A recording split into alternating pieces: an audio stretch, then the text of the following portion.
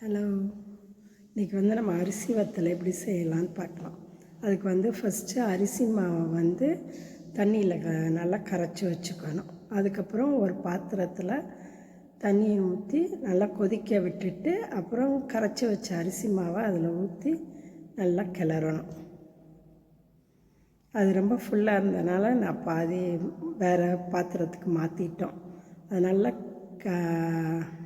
கிளறி விட்டு வேக விடணும். அது ஒரு மாதிரி கிளேஸ் மாதிரி ஷைனிங்காக வரும். அந்த அளவுக்கு வேக விடணும். இதில் நம்ம உப்பும் பெருங்காயத்தை ஊற வச்சு தண்ணியும் சேர்த்து நல்லா கிளறிட்டு வெந்ததுக்கப்புறம் பச்சை மிளகா போட்டு பச்சை மிளகாயை மிக்சியில் கொஞ்சம் 1-2 சுற்றிட்டு அதில் போட்டு எலும்பிச்சம்பழ சாறு விட்டு நல்லா கிளறி இறக்கிக்கலாம்.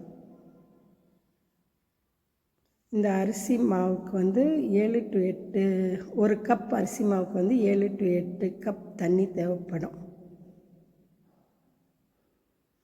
அவ்வளோதான். இப்போ நம்ம கூழ் வத்தலுக்கு மாவு ரெடி.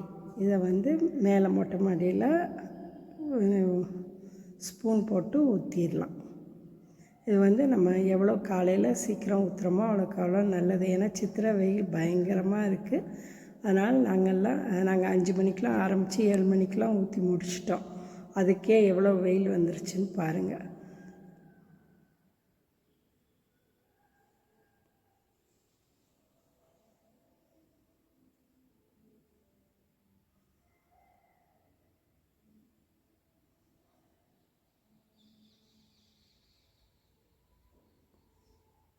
எல்லாத்தையும் ஊற்றிட்டு நல்லா 2 நாள் காய வச்சதுக்கப்புறம் அது மெதுவாக துணியிலேருந்து எடுத்து மறுபடியும் ஒரு ட்ரேயில் போட்டு நல்லா காய வச்சுக்கணும். காய வச்சா நமக்கு அரிசி வத்தல் ரெடி.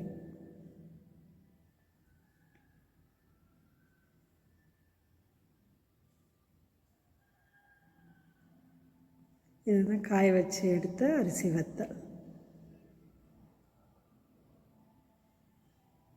இதை எண்ணெயில் வறுத்த வத்தல். தேங்க்யூ.